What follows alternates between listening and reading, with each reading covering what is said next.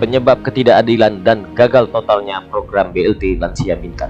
Sejak diluncurkan program BLT di atas 60 tahun oleh pemerintah Kabupaten Bintan menuai kritik pedas di tengah-tengah masyarakat. Pasalnya adalah banyak yang memenuhi syarat untuk menerima bantuan pemerintah justru tidak menerima bantuan tersebut. BLT Lansia merupakan program prioritas sekaligus janji kampanye pasangan Apri Sujadi dan Robi Kurniawan saat pemilihan kepala daerah 2020 lalu. Saat itu, masyarakat begitu antusias dengan program yang didengungkan saat kampanye. Masyarakat memiliki harapan besar program ini terrealisasi jika Apri Sujadi dan Robi Kurniawan memimpin Bintan. Sehingga para orang tua lansia Bintan sangat antusias mau menyalurkan pilihannya pada 9 Desember 2020 lalu. Apri Sujadi dan Robi Kurniawan menjadi pilihan utama bagi mereka orang tua lansia. Bukan hanya saja para lansia menetapkan pilihan Apri ke Robi, orang-orang yang menjelang mendekati masuk usia 60 tahun pun menetapkan pilihan ke pasangan ini. Selain itu,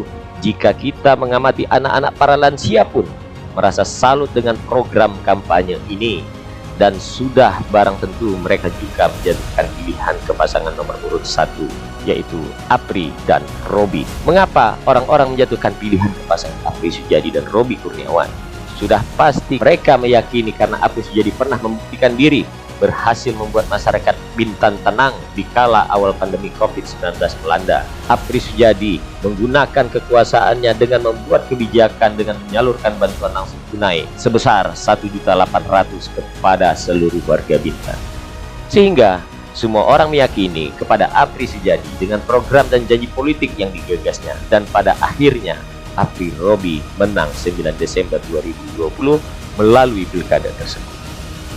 Histori program BLT Lansia di atas 60 tahun. Banyak orang tidak mengetahui secara detail mengapa program lansia ini diluncurkan Apri Sujadi. Saya telah mendampingi Apri Sujadi merancang, menyusun visi misi program prioritas sejak awal sebelum Apri Sujadi memimpin Bintan 2016. Apri Sujadi juga meminta saya mendampinginya hingga akhir masa jabatan 2021 dan meneruskan perjuangannya dalam menyusun visi misi program prioritas 2021 hingga 2024. Salah satu yang menjadi gagasan kami adalah BLT Lansia ini untuk kepentingan masyarakat secara luas dan berkeadilan. Saat pandemi COVID-19 pada 2020, Apri Sujadi mendapatkan banyak keluhan warga, terutama yang telah lanjut usia, di mana mereka orang-orang tua mengadu kepadanya bahwa mereka kesulitan ekonomi di masa pandemi saat itu. Pengaduan dan keluhan ini menjadi catatan penting untuk diakomodir. Persoalannya adalah bukan satu atau dua orang yang merasakan kesulitan ekonomi. Ada sebuah peristiwa yang merenyuh hati saat itu. Seseorang mengirim informasi melalui messenger Facebook Apri Sujadi.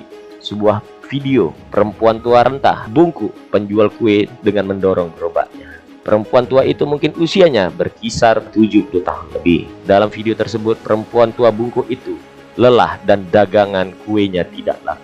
Dikabarkan oleh si pengirim video bahwa perempuan tersebut hidup sebatang kara. Apri Sujadi meminta saya untuk mencari tahu di mana perempuan tersebut tinggal. Setelah itu, saya mendapatkan posisi tempat tinggalnya. Apri Sujadi mengirimkan sejumlah uang kepada Lurah Kijang Kota, Firman, almarhum, dan menyiapkan sembako untuk disalurkan pada perempuan bungkuk tersebut. Apa kata Apri Sujadi saat itu? Aku tidak mau ada warga yang sulit, apalagi sampai kelaparan. Begitu ujarnya mendalam kesan Bari.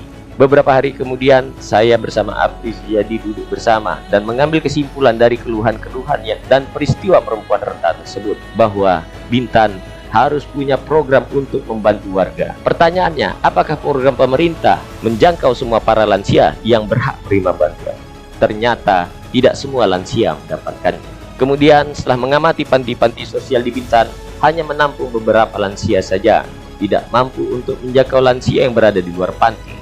Artinya apa? Masih banyak lansia hidup yang membutuhkan perhatian dari pemerintah yang tidak terjangkau oleh pemerintah pusat dan daerah. Kemudian Apri Sujadi meminta saya untuk melakukan pemetaan lansia, berapa jumlah lansia, dan merancang sebuah program. Kemudian saya meminta data kependudukan terkait dengan usia lansia pada Dinas Kependudukan Bintan. Dapatlah saya data jumlah lansia di atas 60 tahun sebanyak 10.000 orang lebih, yang kemudian saya bersama Apri Sujadi menggagas BLT Lansia di atas 60 tahun menjadi program Apri Sujadi pada periode berikutnya. Dan program ini menjadi bahan kampanye dan janji politik Apri Sujadi pada Pilkada 2020 lalu. Program mulia ini adalah untuk melapis kekurangan atau tidak terjangkaunya program dari pemerintah pusat dan terbatasnya panti-panti sosial lansia di Bintan, agar terjangkau mendapatkan perhatian dari pemerintah kepada lansia yang sudah tidak produktif dan yang terdampak pandemi. Perbup 32 tahun 2001 menjadi sumber masalah ketidakadilan. Terpilihnya Apri Sujadi dan Robby Kurniawan sebagai kepala daerah menjadi angin segar bagi lansia di Bintan. Masyarakat menaruh harapan besar kepada mereka terkait dengan program yang mereka janjikan. Namun, kondisi mentakdirkan Apri Sujadi nonaktif pada 12 Agustus sebelum diluncurkan program BLT lansia ini. Dan peraturan Bupati terkait lansia ditandatangani Robby Kurniawan dan Sekretaris Daerah Adi Triantara pada 30 Agustus 2021. Artinya Apri Sujadi tidak terlibat secara langsung hal perumusan peraturan Bupati tersebut.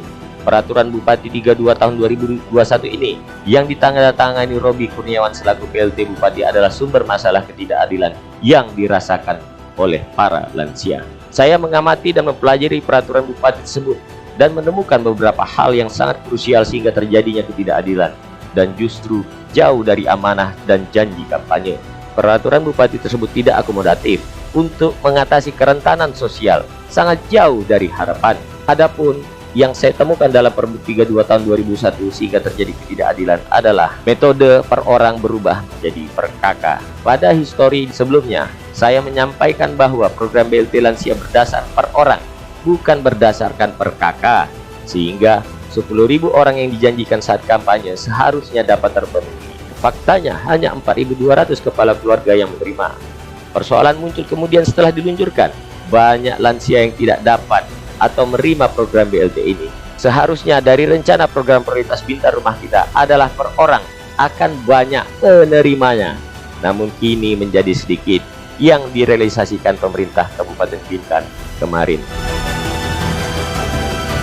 Sebagai contoh, di mana ada janda atau duda hidup sendiri mendapat 900.000 untuk 3 bulan. Atau ada suami yang sudah mencapai usia di atas 60 tahun sementara istri belum mencapai usia 60 tahun. Mereka mendapatkan juga 900.000 untuk 3 bulan. Artinya dari menggunakan metode per kakak yang diluncurkan ini menjadi penyebab besarnya nominal penerima, yaitu lansia atau duda yang hidup sendiri menerima menjadi besar anggarannya. Begitu pula suami yang sudah memenuhi syarat 60 tahun sementara istrinya belum 60 tahun juga menerima nominal anggaran yang besar.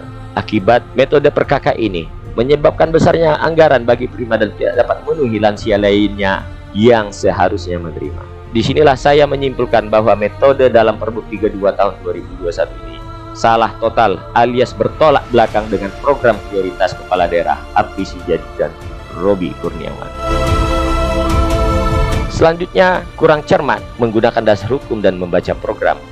Legal standing atau sandaran hukum dalam melaksanakan program ini menjadi alasan dinas sosial. Undang-Undang 13 tahun 98 tentang kesejahteraan lanjut usia beserta turunan hukumnya menjadi dasar yang dicantumkan dalam Perbup tersebut.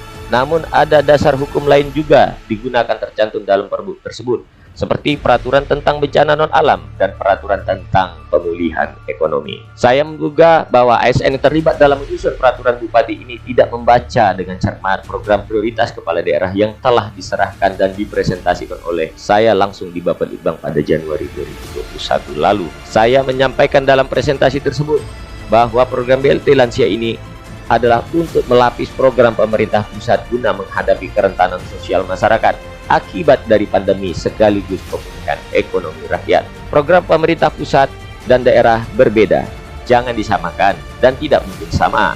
Daerah juga punya landasan mengatur rumah tangganya sendiri melalui undang-undang pemerintah daerah, dan itulah otonomi daerah. Seharusnya ASN yang merumuskan dan menyusun Perbup ini teliti menggunakan dasar hukum lain selain undang-undang lansia. Masih ada peraturan lain akibat bencana non-alam dan pemulihan ekonomi nasional yang dapat menjadi landasan menetapkan kriteria dari dampak-dampak yang muncul saat ini. Jika hal-hal yang tidak diatur dalam peraturan yang ada, maka juga dapat melalui Perbup ini diatur sedemikian rupa melalui kebijakan menjadi landasan hukum BLT lansia ini sempurna dan berkeadilan dalam pelaksanaannya. Itulah diskresi kepala daerah Dan mungkin pula saya menduga bahwa Robi Kurniawan selaku pelaksana tugas Bupati tidak cermat membaca atau mempelajari usulan draft yang harus ditandatanganinya dari bawahannya, sehingga menjadi sumber ketidakadilan yang dirasakan di tengah-tengah masyarakat Bintan. Dasar penghasilan per rima 1.300.000 mengundang masalah. Dalam Pergub 32 tahun 2021, perima hanya boleh menerima BLT berpenghasilan di bawah 1.300.000. Standar inilah menjadi masalah ketika banyak pensiunan yang merasa penghasilan di atas sedikit. Misal ada pensiunan masih mendapatkan uang pensiun 1.400.000 per bulan, menjadi tidak dapat BLT ini. Apakah penghasilan 1.400.000 itu juga mampu memenuhi kebutuhan hidup para lansia? Misalnya kebutuhan obat mereka karena sudah tua, kebutuhan pangan mereka, dan kebutuhan energi listrik dan bahan bakar hingga air. Saya menganggap aturan ini mengada-ngada hingga menuai kritik tajam di kalangan lansia. Kondisi yang menjadi akibat dari aturan ini menyebabkan ketimpangan bagi terima dari pendataan yang juga tidak sempurna. Ada pensiunan yang masih mendapatkan uang pensiun sebesar 1.400.000 justru mendapatkan BLT ini, dan ada juga janda pensiunan mendapatkan uang pensiun suaminya hanya Rp700.000 per bulan, justru malah tidak dapat. Saya belum menemukan dasar hukum apa hingga Pergub ini menetapkan penghasilan di bawah 1.300.000 sebagai penerima, yang pada akhirnya publik menilai bahwa ketidakadilan ada di kebijakan kepala daerah. Pendataan lansia, pemerintah seperti tidak percaya RT RW. Berdasarkan pengalaman yang lalu, penyaluran terdampak BLT COVID-19 pada 2020 di masa Apri Sujadi, beliau begitu cermat dalam hal membuat metode melakukan pendataan dan distribusinya.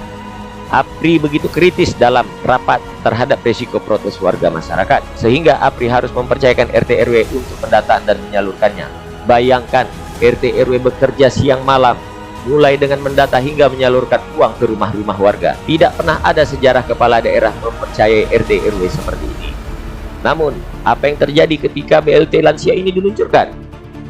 Dalam Peraturan Bupati 32 tahun 2001 juga mengatur tentang pendataan dan pendamping lansia, yang dimana bukan dari RT RW. Mereka diberi tugas melakukan pendataan dan verifikasi langsung di lapangan. Namun apa yang dirasakan para lansia? Para lansia marah pada para pendamping BLT ini karena tidak menerima. Didata tapi tidak menerima. Di situ kekecewaan besar terjadi di hati para lansia kita. Jika kita bandingkan di masa Apri Sujadi, pemerintah mempercayai RT RW begitu besar dalam hal pendataan dan distribusi BLT. Di masa Robi, RT RW tidak difungsikan atau dilibatkan mendata warganya sendiri. Disinilah letak perbedaan dan munculnya persoalan ketidakadilan dari Pergub tersebut. Karena sesungguhnya yang tahu kondisi sebenarnya masyarakat adalah RT RW yang ada di wilayahnya masing-masing, bukan pendamping yang mengukur sendiri dari luar kampung RT RW setempat. Pernyataan tendensius, Dinas Sosial melukai perasaan publik, dan 9 orang para koordinasi. Akhir Desember lalu, amarah lansia sudah meredup karena tidak mendapatkan BLT lansia. Mereka sudah ikhlas tidak menerima dan berdiam diri. Namun di salah satu media online 3 Januari 2022, salah satu ASN menyebutkan sudah koordinasi ke Apri, yaitu salah satu staf di Dinas Sosial Kabupaten Bintan. Katanya sudah berdasarkan Pergub 32 tahun 2021. Hal inilah yang membuat kemudian orang kembali menjadi kritis. Pernyataan tersebut seolah-olah Apri Sujadi adalah orang yang menerbitkan Pergub tersebut dan menyebabkan ketidakadilan. Ternyata Apri Sujadi tidak pernah menandatangani Pergub 32 tahun 2021 itu. Justru yang menandatangani adalah PLT Bupati Robi Kurniawan. Pernyataan Dinas Sosial ini menciptakan kegaduhan kembali di akar rumput, sehingga perlu saya luruskan bahwa tidak ada satupun paraf dan tanda tangan Apri Sujadi dalam penerbitan Pergub tersebut. Justru paraf koordinasi diparaf oleh Sekretaris Daerah, Asisten Umum, Kabak Hukum, dan 6 Kepala OPD.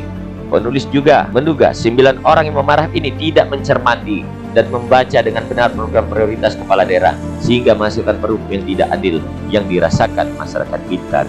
Rakyat sudah tidak berharap legislatif harus bersikap. Bagi saya sendiri selaku perumus visi misi dan program prioritas Bintan Rumah Kita, bilang BLT lansia ini adalah kegagalan yang dilakukan oleh PLT Bupati Bintan, mungkin karena kurang cermat. Mungkin bisa jadi bukan hanya penulis yang menyatakan ini gagal. Kecewaan mendalam dirasakan para lansia kita. Ada yang menyatakan bahwa mereka sudah tidak berharap lagi dengan BLT ini karena sangat mengecewakan. Artinya apa? Lansia Bintan gagal bahagia akibat dari produk kebijakan yang tidak berpihak kepada mereka. Tentu Dengan banyaknya kecewaan ini melalui Pergub 32 tahun 2021, harus menjadi catatan penting legislatif di Bintan bahwa ada persoalan kebijakan yang menyebabkan ketidakadilan, ditambah dengan tidak berharapnya lagi bantuan ini. Mungkin DPRD Bintan harus mengevaluasi atau bisa jadi tidak mendukung program ini karena tercipta ketidakadilan di tengah-tengah masyarakat kita. Dalam visi Kepala Daerah Bintan Rumah Kita yang berkeadilan, berdaya saing, inovatif, menuju masyarakat yang sejahtera. Bagaimana mewujudkan kesejahteraan untuk rakyat? Justru Pergub tersebut menjadi penyebab ketidakadilan. Salam Bintan Rumah Kita, bukan rumah yang tidak berkeadilan.